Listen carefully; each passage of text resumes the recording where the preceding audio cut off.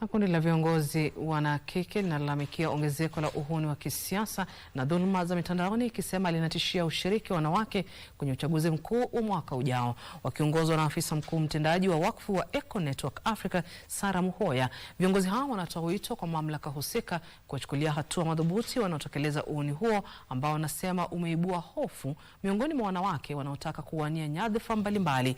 Pia mwahimiza vyama vya kisiasa kuwateua wanawake zaidi kuwania nafasi mbalimbali za uongozi kama hatua ya kuhakikisha demokrasia jumuishi.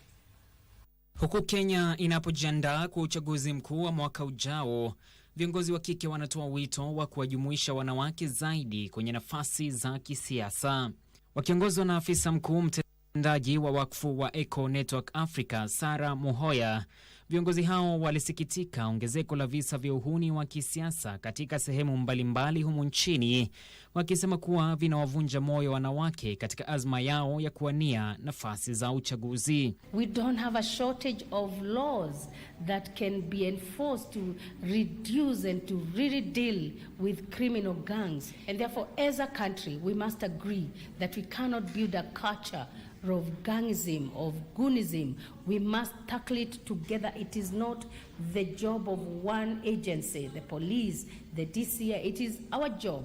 Pia wamehimiza vyama vya kisiasa kukumbatia michakato wazi ya kuwateua wawaniaji na kutoa nafasi zaidi kwa wanawake wanaonuia kuwania nyadhifa mbalimbali. As NCIC, we encourage political parties to create fair and inclusive nomination processes. We call upon the media to provide balanced and respectful coverage of women leaders.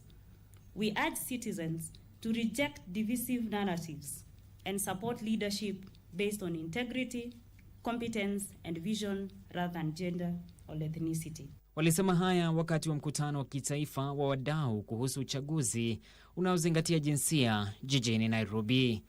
John Kahiro, Darubini.